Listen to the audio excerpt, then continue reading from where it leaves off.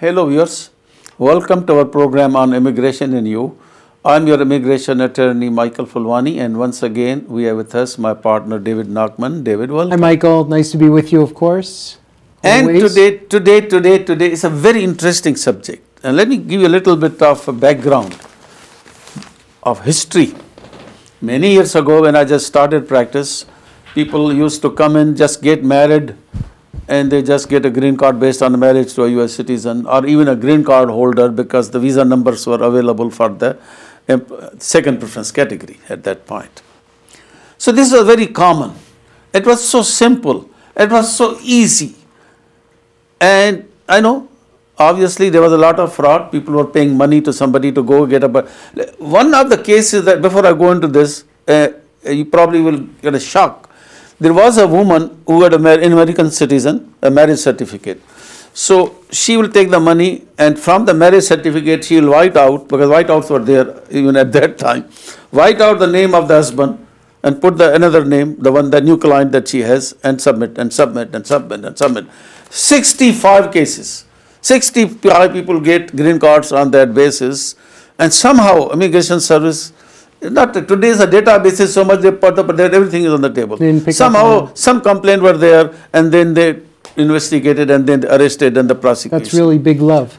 Now with that background, it was essential. It became necessary for the Congress, when the matter brought the Congress, say, what the hell is going on here? All right, these people are committing fraud. There's no law, no nothing at all. They came with a bright idea, IMFA, Immigration Marriage Fraud Act. 1990. Now, then they said, okay, here it is a story. You want to get married to a citizen, green card, whoever, and if you are getting a green card within 2 years, if you get a green card after 2 years from the date of the marriage, you don't get a conditional resident status, which is going to be the subject of today's program. You get the 10-year green card. You get a permanent 10-year green card. At that time, there were no 10 years. It was just permanent. Okay. Now it is 10 years. Right, now it's 10 years, right. So then the other issue came in, that what happens if the marriage terminates within the 2 years? So, you got a green card under conditional because you got a green card within 2 years, and that starts from the date of the arrival here, not the issuance of the visa. You reached, and that's the date you actually become a permanent resident. But let us say that this person, stayed with the 2 years and everything is fine. Then he has to apply for the I-751 to remove that 2-year condition. Right. And they, with all the paid documents you give in, the tax returns and the lease and everything, and photos, and they used to interview most of the cases at that time. Right. Now. And even now, a lot of cases they do without interviews. If they are satisfied, all the documents are fine. Some cases where they have a doubt, they will interview. Okay. Now that's easy, because you live with your wife and husband and both together. They can answer all the questions. Right. Supposing that marriage is terminated, divorce or a death. Right. Again, death, they don't bother much. The person died, so you got to apply for a waiver. She cannot come up, or he cannot come up. It's a widower case. Widower case. But supposing the person is divorced. Now, if there's a divorce or a termination, annulment or that kind of situation, then they can apply for the waiver of the filing of the joint petition for removal, because obviously the other party is not going to come with him. In the waiver cases also, then there is a process under which they will interview the people. And why don't I get you a little, They don't have to, if there's a waiver request, they don't have to interview them, but yes. Most cases, the waiver cases, they interview, most of them. Some of them, they may be very clear without any issues or questions. And in the waiver cases, they look at certain things. Number one is the length of the time. So they remained already together for a year and a half, and they have a child born, especially, for example. It's a straight case. Because the whole purpose, the whole idea is, they want to see whether this marriage was done only for the purpose of a green card, or this was really a good faith, real marriage. But something happened between the two and they could not. That's the whole focus on that case. I think it's also important, Michael, that we point out for waiver purposes, and I don't know if you were going to get to this, is that there are two different types of waivers. One waiver is for a battered spouse, okay, where what they have to do is they have to prove extreme hardship and that they've been battered. And then the second waiver is if the marriage was entered into not for the purposes of the green card or convenience, and then is subsequently dissolved because of divorce. Correct, right. correct, right. Yeah. So basically, let me continue that. Basically, what happens that, let's talk about process for a minute, and then we come back again to the kind of problems people have in getting waiver application. Process is like that. If you have a joint petition, it's okay, you get a green card, permanent green card. If you apply for a waiver and everything that you said that you really got married for the purpose of being married for life and not for the purpose of a green card, then maybe waiver interviews there, green card is done. What happens when you have applied for a waiver, the waiver is denied? When the waiver is denied, you are put in the deportation proceedings before an immigration judge. And the immigration judge, again, has the authority based upon the evidence. And I did few cases when I used to be actively going to the immigration service office also. The immigration judge is convinced and he says, okay, I'm convinced. Judge has the authority to remove the condition and give him the permanent green card. Right. Yeah. But what if the judge terminates also? He says, no, is correct, it's right. So the person is no longer in that status. So in some cases, most of the cases, well, the they individual can take voluntary departure and they can leave the United States. And I think recently there was something like that. Once you are, the question here was, supposing somebody gets married to a US citizen, another one files the petition, but initially the regulations were that you cannot do that.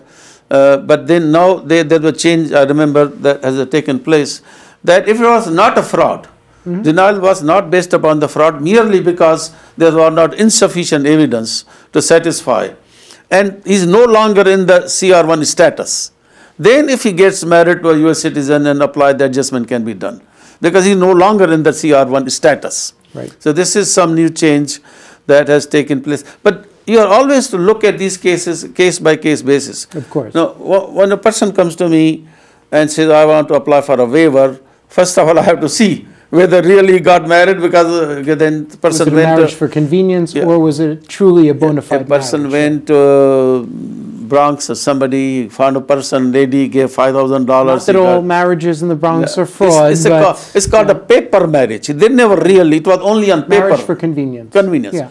I will say there's no chance. I think I cannot help you. Yeah. Sorry. Exactly. But let us say the marriage is real, and the person has been denied, then we can take that case also for applying for a new adjustment of status. Not only that, when that person goes back to India, let us say that's an issue about fraud or not fraud, and the person just leaves. And I got really one case recently, but person leaves, and he leaves within a time. They gave him a permission, just denied, and you can leave. He can leave and go back to the country. He tries to apply for any kind of new visa, new marriage, new document, anything, H1, L1, whatever. The American consul is going to strictly looking at that this visa immigrant you got was a fraud. Right. And they're big hassle. The whole story goes back there. Now, I had recently a case where this person was in proceedings and she just left. He got tried, and probably whatever the reasons were, without going into the factory. She just left. She just left without... Just left. Yeah, just no left. voluntary departure. No voluntary departure, just left. So that's not good. They said she said that I want to apply for a new green card based upon. Okay. And I said, but I checked in the system, and then she was deported in her absence. In absentia. In absentia, yeah, exactly. The judge ordered a deportation order. So there's a 5 years time that she couldn't come back. Plus struggle at the consulate. When consulate previous deportation, what happened, what the marriage. So people have to understand that if you are in proceedings, or even if you have applied, there's a procedure. Even if you applied for a visa and you go away, they will probably terminate it, right, and put in the proceedings. They don't know you left, right? That's exactly They don't know right. you left. That's You failed to appear. Right. So they will not. Yeah, it's not that they're terminating the procedure. What they're doing is they're going to deport the person or remove the person in absentia. That's right. Also, sometimes there is an RA fee.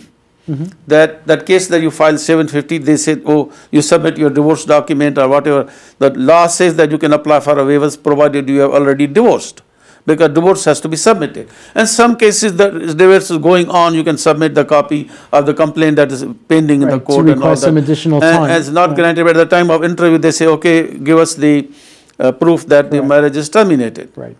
So it is very, very important that when you have a RFE, further additional evidence, you must submit that within a time frame. That's right. And again, 1 or 2 persons, maybe the marriage was really not bona fide. It doesn't answer, goes away. Or he's still here, never left the country. Right. What happens? They deny, the case go to a judge, and no appearance, and there is a reportation order. So there are serious consequences coming out of, how you handle that waiver case. Right. And we always say that you consult a good, experienced immigration attorney that knows very well how the system works, what kind of documents should be submitted, what is going to happen in the interview, what if the marriage is terminated and there's a waiver, what kind of documents they want to see. It's complex. Right. It's complex. And actually, Michael, I think this is a good time for me to raise a very interesting issue that comes up time and time again for our clients, and also, I guess, things that we confront on a regular basis. And since you're a bit of an expert in the ethics area, Michael, what happens if, let's say, you've handled an I-130 case, you filed the I-130, you filed the adjustment, you've gone through the interview, and then all of a sudden the spouse comes to you and says, I have this issue, I'm going to get divorced. Can you continue in the case? Can you continue to advise both parties? Because obviously both parties are going to start calling you. You're going to get calls from both sides. What do you do? How do you handle that? Well, it's a little conflict of interest sometimes also. Right. See, that's the other issue. And again, we have to deal with each case in a situation. The person, whether one person might have complained to them that he committed fraud. The woman, I'm sorry to say woman, but I have seen them. One spouse. See, I've seen them because I had some woman client coming in and saying that the citizen is saying that I want him deported at any cost, and if I can give him poison, I want to have him killed. I said, well, we are not in that business, and so for complaint is concerned, I tell them that you should file a complaint. We generally don't, go into that, but most of the time, immigration service, it may be on the file. Well, if you've represented both the husband and the wife for the purposes of the filing of the I-485 and the I-130, the appropriate way for us to handle it, of course, is to tell them to go to different lawyers. Go to different lawyers. Husband, go to your lawyer. Wife, go to your lawyer. And you guys duke it out. And we're not involved because we've taken communications from the husband and the wife, and it's improper for us to continue to represent either the husband or the wife. So it's not that we don't like our clients. We love our clients. We feel very close to our clients. We get to know them like family. But when they both call and we know that we've had legal communications with both of them, it's unethical for us to proceed on behalf of one or the other. I'll tell you, maybe a minute or two left. Basically, a couple of interesting cases I'll tell you. I had a case, the girl came here, and after 10 days, the husband sent to his sister's house in Florida. He said, you go stay there, I have to go for travel abroad and all that. He never called her back. And then we had to apply for a waiver. Very poor case because 13 days and staying with him only. But it was real because with the big band baja, like a Patel marriage in India, will be 1,000 people, 2,000 people and all that, right? And I said, we're going to try because he said, real, I don't know that. He told me stay with the sister, and then I tried and contact my relatives, contacted him, trying to see what is going on. But he said, no, I don't have much interest. But it was real marriage, bona fide marriage. It was before a judge in Newark, and at that time I went in, and the judge says, how did your sister get married? And she said, oh, this is the same ceremony, same. Okay. She had brought some jewelry with her to show to the judge that this is the jewelry. That she received as a part of the it's a real marriage, and this is my mother gave me, my parents gave me, and this is his parents gave me.